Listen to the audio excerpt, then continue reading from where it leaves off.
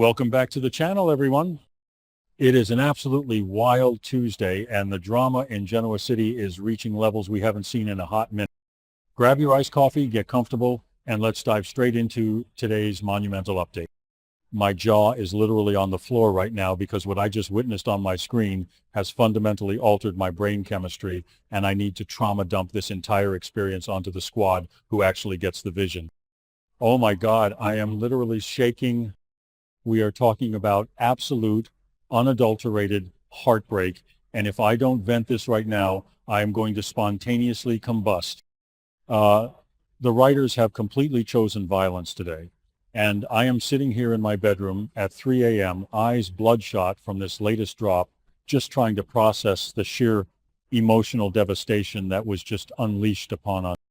Besties, we need to hold a literal intervention right now. The scene with Nick Newman and Nikki in that recovery room, I am physically unwell.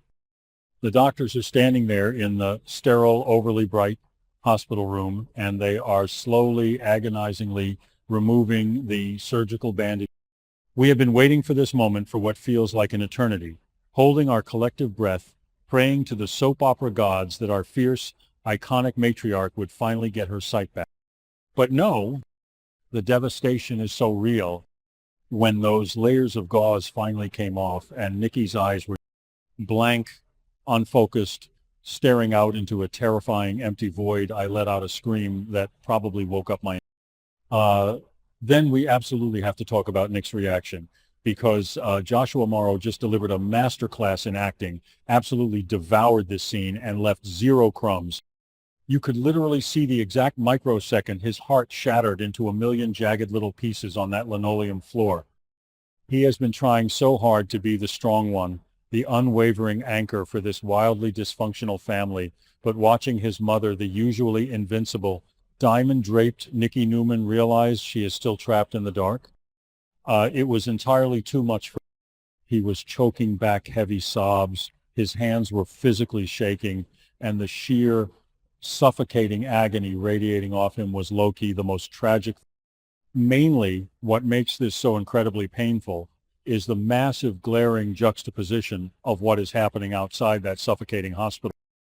Nick is carrying the emotional weight of the entire world on his broad shoulders, desperately trying to protect his vulnerable mother, while his father is out there playing corporate chess like a literal comic book supervillain. Hot take, but I am actually ascending at how completely tone-deaf Victor Newman is being right now. Victor has successfully regained Newman Enterprises, which, yay for him, I guess, but he is immediately honoring his promise to hand Chancellor over to Lily Winters. Nick already knew this corporate betrayal was... he was literally just at the Newman Ranch, practically begging and complaining to Victor about how giving Chancellor to Lily is going to absolutely destroy Nikki's spirit. And now Nick is standing in that sterile room staring at his blind, terrified mother, knowing that not only has she not regained her physical sight, but her own husband just casually gave away her beloved company. Nick is basically a walking pressure cooker of grief and rage right now, and I am entirely here for the inevitable explosion. Let me just take you all down a random story time rabbit hole for a second, because I remember back in the day when Victor would pull these massive corporate stunts and completely blindside his family, leaving a trail of emotional destruction in his wake. It's like a pathological need to control everything and everyone, even if it means his own wife is left in the dust while she is literally fighting for her basic health and autonomy. I remember when he faked his own death and put his kids through absolute hell just to teach them a lesson, or when he brought Diane back just to stir the pot. Wait, I'm literally yapping. Let's get back to the actual tea. The cinematic long take of that bandage removal is what really broke me into a million. The camera just lingered on the doctor's gloved hands, peeling back the thick gauze layer by excruciating. You could hear the shallow, terrified, ragged breathing coming from Nikki, and Nick was standing right there, gripping the cold metal edge of the bed like it was the only thing keeping him tethered. When the final piece of medical tape fell away, the silence in that room was deafening.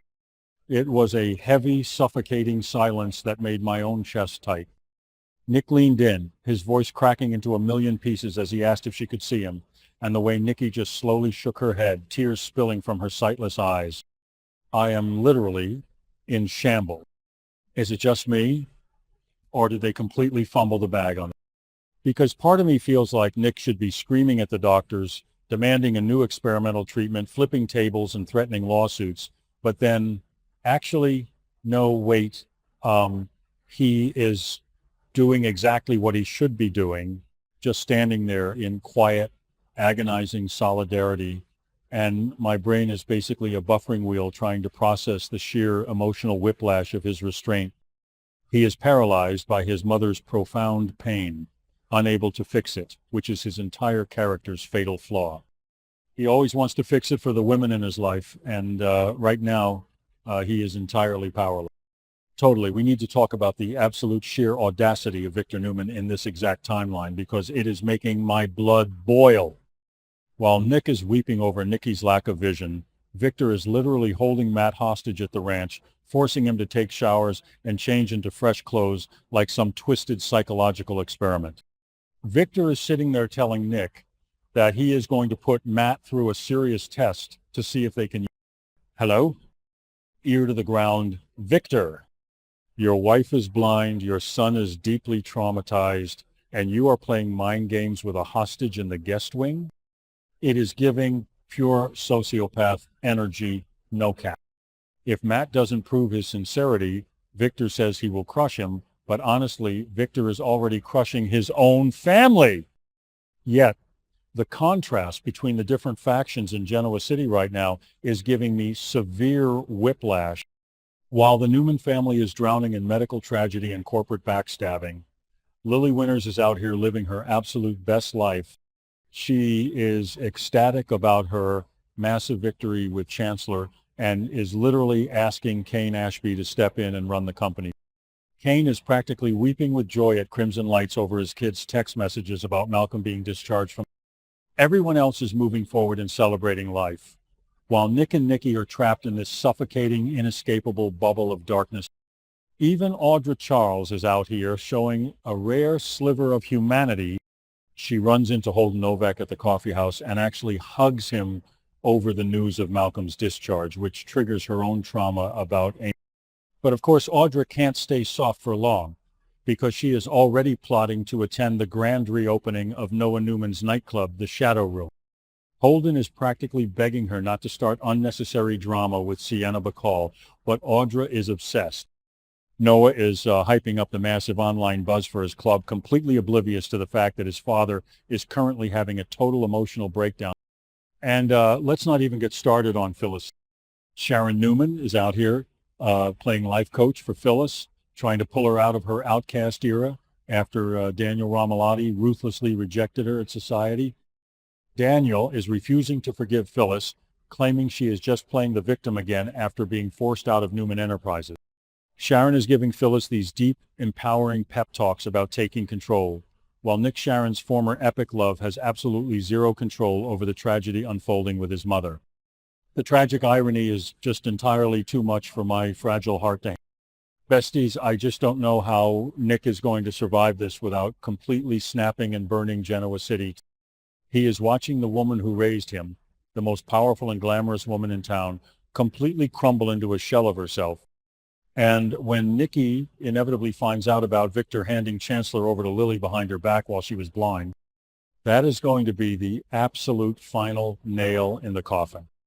Nick is going to have to be the one to pick up the shattered pieces of his mother's life, and I low-key think this might be the villain origin story Nick Newman has been waiting for his entire life. We need to brace ourselves for the Fallout Squad, because this tea is piping hot. The burns are going to be severe, and I am going to be right here screaming about it with all of you. Thank you for watching my video. I will be updating regularly with the latest news, so please remember to subscribe to my channel to support me.